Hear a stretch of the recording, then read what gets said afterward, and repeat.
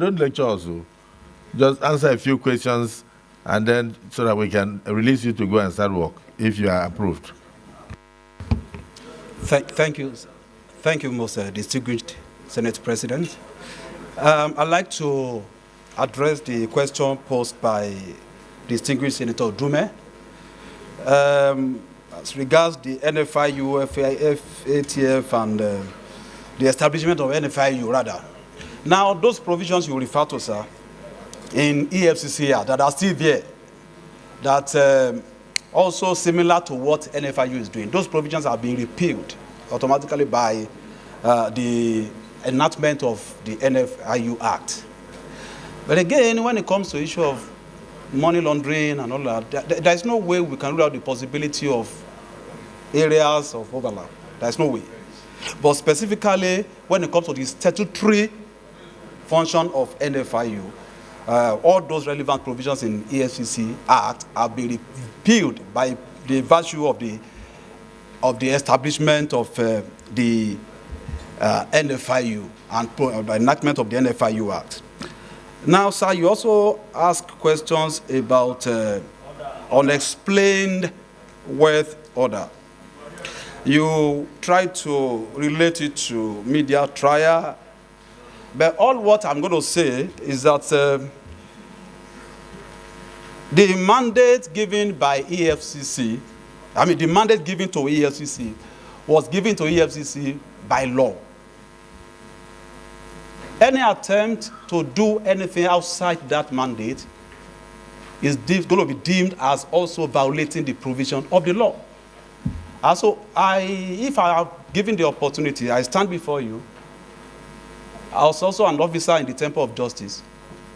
We are going to do our work diligently with utmost respect to the provisions of the law. You can't fight anti-corruption successfully without respect to the provisions of the law. I make that pledge before you, sir. Now, distinguished senator from Plateau, I didn't get the name very well. I'm sorry about that. Senator Simon, thank you, sir. Distinguished Senator Simon. Minority, thank you, sir. Now, you raised the issue of due diligence before invitation and all of that. Now, a professional investigator will tell you that before you can invite anyone, at the point of invitation, you must have gathered, you must have done 90% of your work. A thorough investigator should know that. That is what we call predication in investigation. When you receive a petition, you look at it, you carry out a preliminary investigation.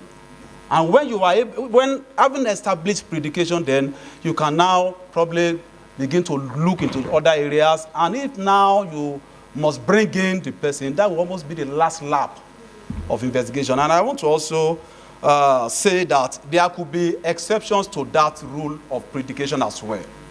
For example, if you know that the person may escape out of jurisdiction, and that could vitiate the process of your investigation, and you need to bring in this person to make statement and all of that, then perhaps it may be expedient for you to put some certain processes in place and just to ensure that the person does not escape because you have already started your investigation.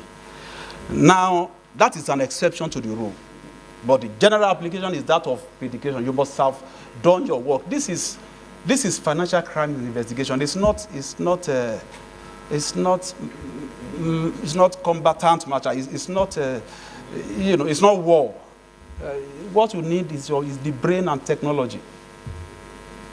We will get to a point that at a press of a button, we can look at the financial, activities of everybody. So that makes the job easier for you. So you don't even have to start running after people carrying AK-49, hounding people all over the place. That's not the best way to investigate financial crimes. That's why we call it white-collar crimes. Now, we also, the senator also raised the issue of political opponents. I'd like to submit, sir, with every sense of commitment to duty. This issue of, investigating political opponents is neither here nor there.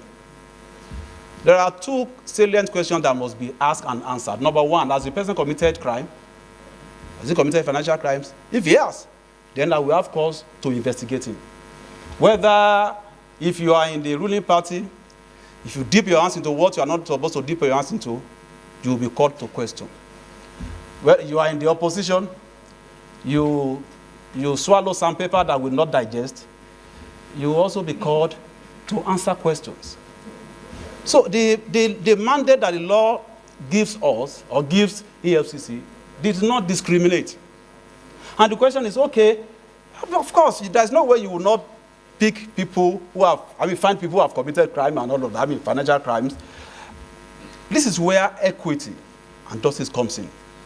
So you will not be seen as chasing a particular section, or, send that, signal across to people that you are always chasing a particular set of people. And that's where we are going to balance the whole thing. That's what I have to say about that. So we are going to be guided strictly by our mandate. And finally, the synergy between EFCC and ICPC.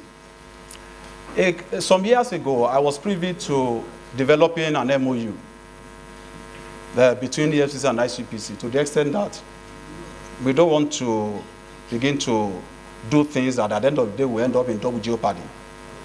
So I remember then the acting executive chairman and the chairman of ICPC, and including myself and the secretary of ICPC, we had a couple of meetings. And we developed that MOU, but I'm not sure that MOU has been executed. Now, if I'm given the opportunity to be confirmed, one of the first things I'm going to do is to ensure that that MOU is executed, so that will form a kind of working relationship between ICPC and EFCC, so that we'll be able to look, if ICPC is investigating someone using Nigerian taxpayers' money, why should I dissipate energy and resources to investigate? If perhaps it's the same, the facts are similar, I don't think that is going to be the interest of of the nation. Thank you very much. That's all I have to say about the questions.